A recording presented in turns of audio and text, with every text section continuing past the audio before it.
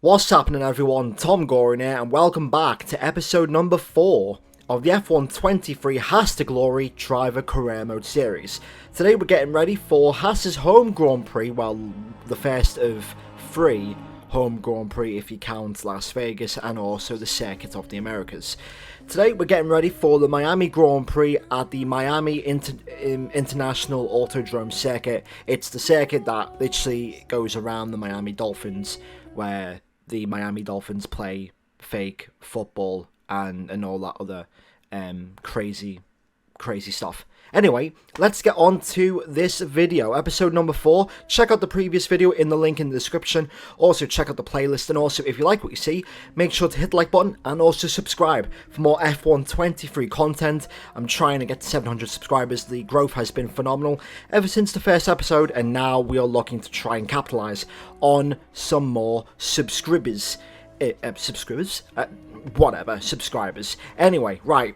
Let's get started with this video. We left off on episode 3 pretty much fighting for scraps. We literally came home in 15th or 14th place, and we scored no points. So we're looking to change that. Now, because this is a 16 race season, we have a bit of a season break, just like in the real life Grand Prix. Or the real life season, which means, as you can see, we have over 1,500 resource points, and we can literally use to spend on upgrades. And as you can see, bang, 3 upgrades have just been implemented onto the car, and they're all to do with the chassis. And that is the main problem with this car. Well, actually, there's 2 chassis and 1 aerodynamic upgrades, but most of them were based on the floor. So now, as you can see, we've got the weight weight reduction and the weight redistribution upgrade sorted. So now we're going to go for the front nose cone structure. That cost around about 1,200 resource points, and that's our first minor upgrade, or first major upgrade of the season. Oh, apologies, it was a powertrain upgrade that was followed by the 2 chassis. But this first part of the video is going to be just the menu part of the video, just going through upgrades, going through certain elements of the menu, and we have a lot of upgrades applied to this car when we get to the Miami Grand Prix. And as you can see right here, I'm just going through the menu, just trying to see what upgrades to do next. We've got a beam wing coming, and as you can see, that is on the car now, so that makes it 4 upgrades onto our Haas. And as you can see, we've overtaken McLaren now, and now we are honestly the 5th best team, just outside of Aston Martin, Ferrari, Red Bull, and Mercedes and Red Bull. Before we head towards the Miami Grand Prix, we have an aerodynamic department event, and as you can see, we're just trying to see what we can do as far as upgrades. We've got the beam wing sorted, we're going to try and get the halo. We've also got a tyre wheel upgrade, and also the front nose cone structure. That's also been unlocked, so that makes it 7 upgrades now unlocked. And now we have 3 upgrades that are available to our disposal. Coming into this event, boost the department or redirect the resources. So they want us to either choose between the aerodynamics department, which will give us a 10% discount in the next upgrade, or we can have approximately 500 plus resource points. We go with aerodynamics because we do need aerodynamics now. We are starting to slowly phase out our chassis problems with these upgrades, with the tyre wear upgrade and also with the front nose cone. And now we just need aerodynamics. We're changing our helmet color because I think the black and red actually looks better than white and red. It just mixes into the driver's suit really well. Just the way that the Haas is in this year's game, just the white and the red outline and the black as well. I think the black and red helmet design, it really does, really stand out as far as just that type of design. But now we are literally getting closer to Aston Martin for the 4th best team. But these upgrades mean nothing if we don't score points. And damn it, Gene Haas has put pressure to score points. Let's get in to qualifying.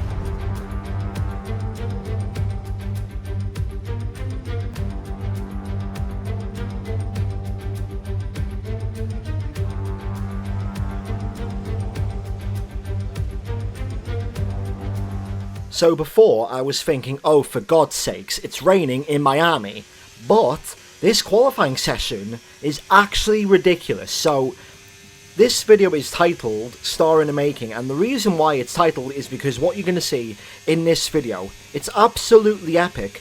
as to what you see in this qualifying session. So coming through the final corner, we're literally green sectors 1 and 2, and I'm thinking, okay, it's a first lap. It's not going to mean anything, maybe in 8th or 7th place. So literally, we're going to line. We're going to expect at least maybe a low end of the top 10, and we get pole position. We get pole position at 1:39.450, and we're quicker than literally Fernando Alonso, Max Verstappen, and literally Sergio Perez. So now we enter the last minute of qualifying and we're still in the top 5. So I don't know what the hell's going on with the AI, but something is not right with them to the point where they're really slow around Miami. So pretty much with this video, I'm running 99 difficulty.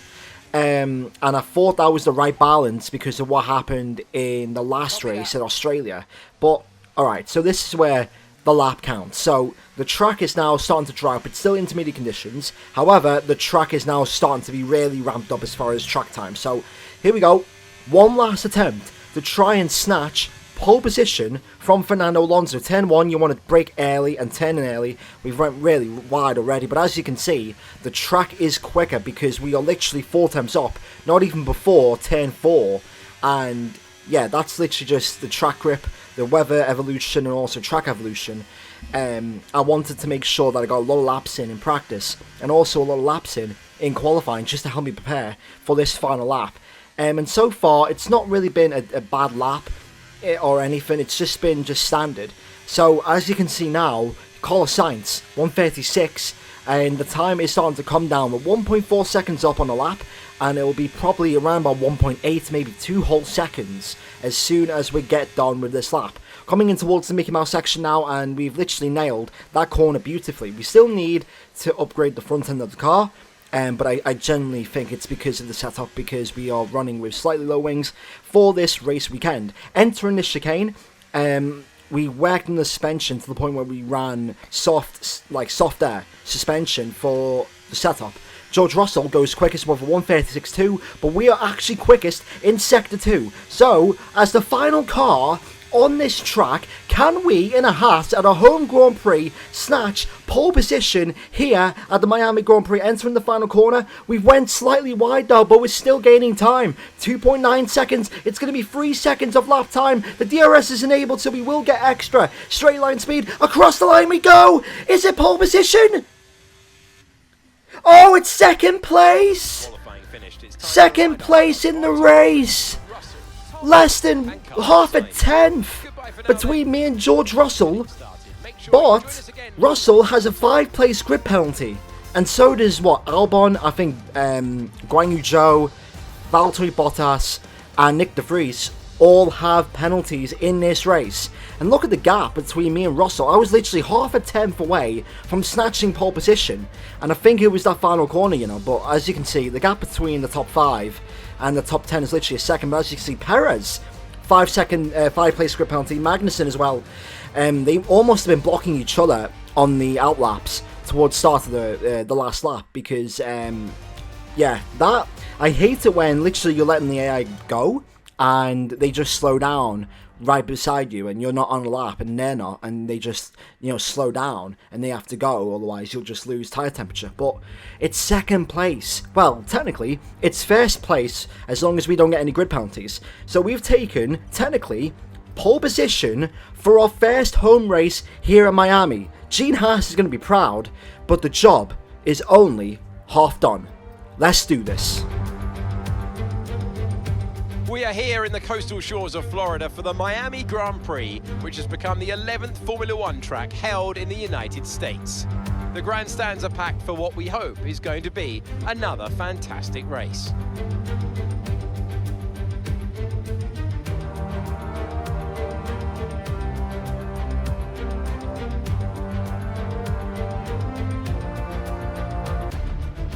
Race not far away from starting, here's what today's grid rundown looks like. Thomas lines up on pole position. A very happy Carlos Sainz will start second.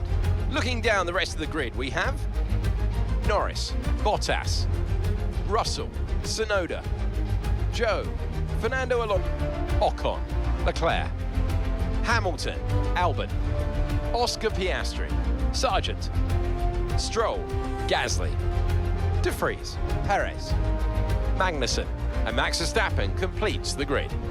That's it then, it's time to go racing as we head down trackside for today's race.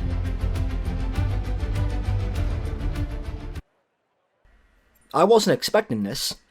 I wasn't expecting to start my first ever Miami Grand Prix in my Formula 1 career, literally on pole, and only a couple of months removed from Kevin Magnussen's pole position in similar type conditions where the track got drier and drier. Obviously different circumstances with the red flag and stuff, but yeah, Haas have a decent history of making the strategy work under these conditions. There's a setup. I'm running 25 or 24-15 suspension. I'm running slightly low on the ride height, but still high enough to abuse that chicane, if you will. And here's the strategy. So I honestly think I've now got the meta as far as what the strategy is in this year's game. I honestly think it's a softer strategy compared to last year. I think it's honestly softs to mediums or mediums back to softs for this year's game. So it definitely is a softer compound to use in F1 23. But as of right now, I'm literally debating and I'm trying to just see, okay, which drivers are on certain tyres. George Russell is on the mediums, so I go and take the risk and I'm saying, you know what, let me go on pretty much the medium tyres. I'm just trying to see, you know which tyre strategy is better. And technically, the mediums to soft strategy is slightly quicker, not by much, only like by 1,000th of a second, but it's still quick enough to get us to the end, to the race the quickest. So we're going to go on the mediums to softs. We're going to take away some fuel. We're going to put in 0.8 laps of fuel, and I really need to pretty much put that down to around about 0.7 or 0.6, because this Haas actually manages its fuel really well in the race, to the point where I don't have any fuel problems. And here's the driver strategy again. As you can see, Russell on mediums, Alonso on mediums, Leclerc, Hamilton, Albon, Magnussen all on mediums. I think Sargent was on mediums as well, but the top four around us is on the soft tyres. So here we go, getting ready for the Miami Grand Prix. We're starting on pole position for the first time in our career. This is insane. So yeah, the expectation now has just gotten from, okay, let's see if we can score or finish in the top 10 to pretty much try and finish on the podium. And I know we have pace to finish on the podium because the cars behind are Norris and Bottas. So, but my expectation is third place or better. But if we finish in the top 5, that's even better. And look, if we finish in the top 10, look, points are points. It doesn't matter how much or how little points we get. Points are points at the end of the day. So that is all we are asking for in this race, to score more than 1 point in this race. But who saw this coming? Look at that. Haas in pole position by a rookie driver in their first ever Miami Grand Prix race. This is madness. Followed by Carlos Sainz in the Ferrari and Lando Norris in the McLaren. Right, the time has come. The anticipation builds as the two Red Bulls start from the back of the grid because of grid penalties. And there's Kevin Magnussen right there. Anything can happen here at the Miami Grand Prix because it's 5 red lights. Lights out, away we go for the Miami Grand Prix, and we have got a decent start in the first phase. We're trying to cover the inside, but go onto the outside line. But Sainz tries to dive it down the inside, and we hold the lead of the Miami Grand Prix as we enter turn 3. And Sainz is now all over us, and now the objective is simple, to try and keep Carlos Sainz behind, but he's getting challenged by Valtteri Bottas as we enter the S section. So let's look at the start again. As you can see, 5 red lights, and away we go. Notice Lando Norris, he doesn't get a good start, and he already gets mugged off by Valtteri Bottas and by Zhou Guanyu. As we enter turn 1, Sainz has the inside line, and he's slightly ahead of us, going in towards turn 1, but he doesn't make the move. And I'm surprised how there wasn't any contact. So we retain the lead with Sainz in second, Bottas in third, Tsunoda in fourth, Russell and Alonso in fifth and sixth. Norris has dropped to seventh, ahead of Charles Leclerc, with Zhou Guanyu in ninth and Ocon in 10th. Verstappen is down in P14. And now, the objective of this race is simple, to try and keep Carlos Sainz in the Ferrari behind, but he's going to go down the inside of the Haas in towards the hairpin, and I don't know how he did not make that move work. I have no idea. I thought he might have got us there, and that was literally our best chance.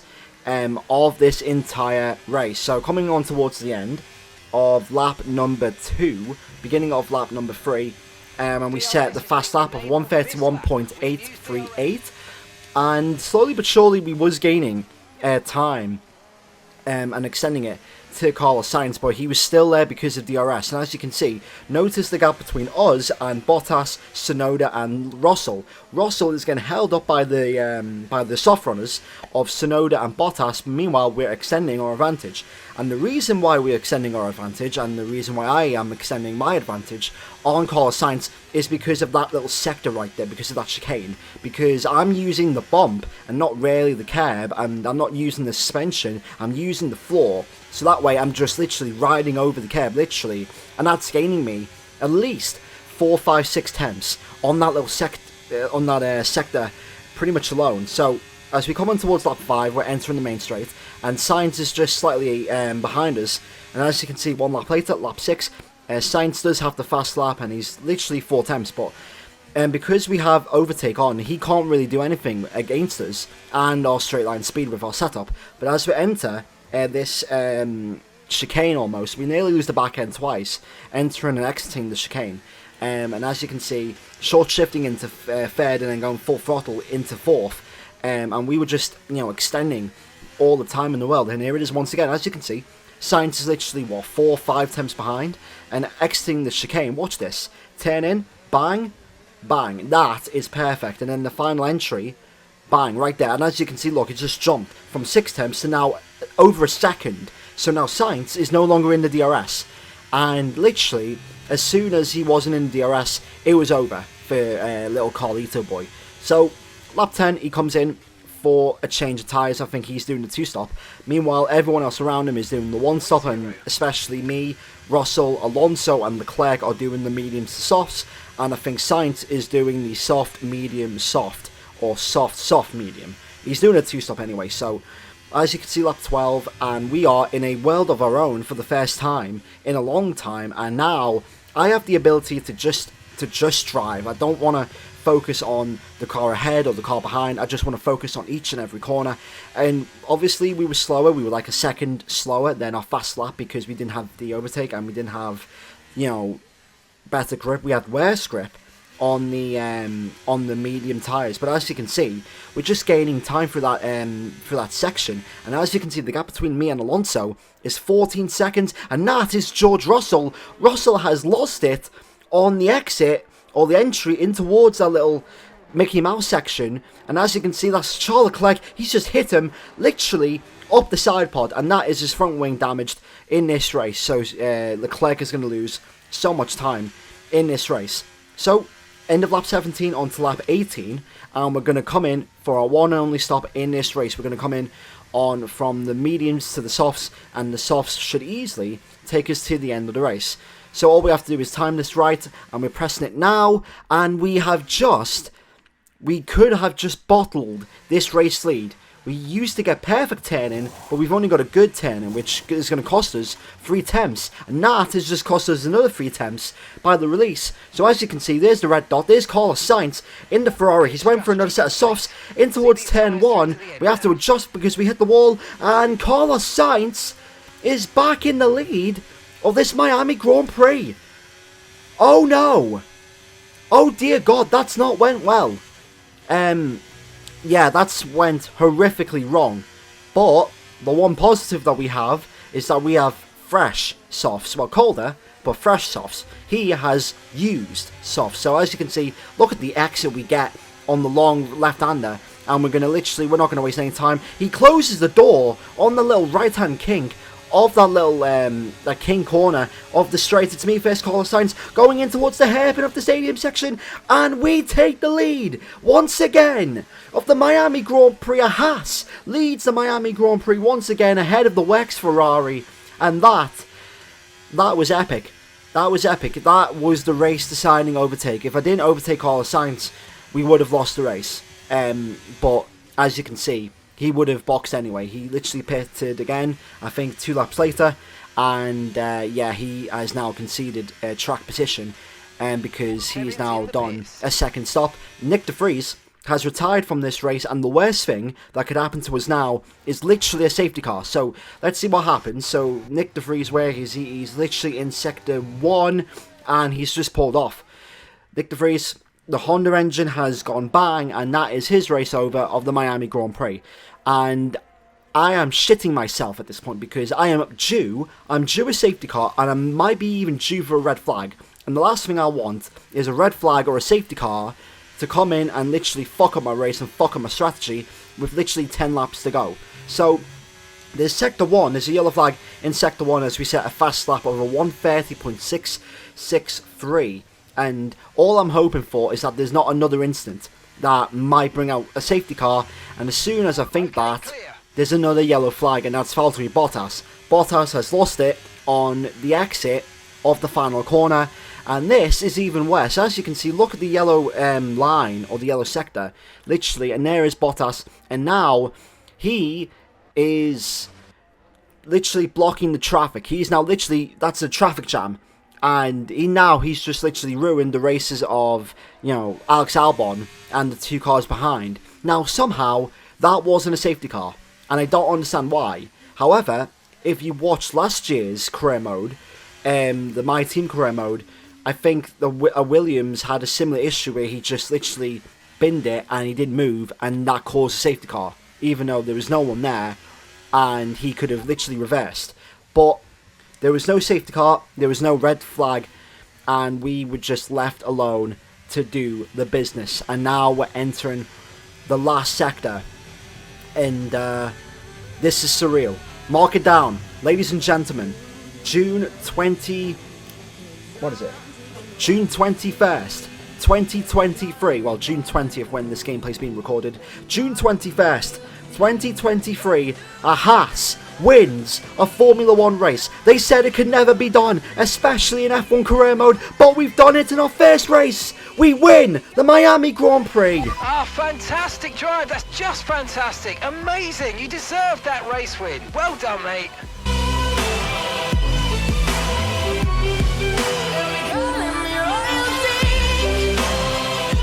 What a fantastic Grand Prix that was, and an excellent win for the Haas. Anthony Davidson, a resounding victory today. What set them apart from the rest? Well, they certainly stood out as a driver with tons of confidence on the track. I think their ability to keep their cool, even during some of the more hectic parts of the race, meant they were able to capitalise on the mistakes of other drivers, giving them the opportunity to make their way to the top spot with ease.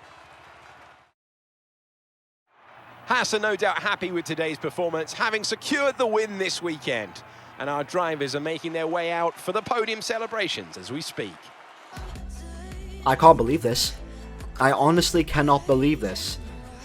A Haas winning at its home Grand Prix. And not just winning at home, literally getting the pole position as well on a weekend where no one saw them coming. And it's not like, we lucked out with a late safety car or a red flag, or there was a puncture or an engine failure. No, we beat Red Bull, Ferrari, Mercedes and Aston Martin on pure race pace today. And that's concerning, because Kevin Magnussen literally finished in P18 in this race. As you can see, all the drivers, well, most of them did a one stop. The only driver that did a two stop was Carlos Sainz. But yeah, 26 points in the bag, 30 overall for the constructors. And yeah, I think Kevin just got held up in the traffic, and I went back and I looked at the race replay, and it seemed to me that the area were losing all of its time because they were battling, and they were losing around about 5 to 6 tenths a lap based on the battling and the squabbling that they were going on. So clearly the battling time has still not been fixed as far as the AI losing time, too much time on this game. But that's that. A start in the making as we win our home Grand Prix, our very first race in the very first season, man. Wow, madness. If you did enjoy this video, please hit that like button and subscribe for more F1 23 gaming content as we enter the second quarter of the first season of the Haas to Glory. What an episode. What an episode. Thanks for watching. Make sure to leave a like, share, comment and subscribe. And I'll see you all in the next video. In a bit.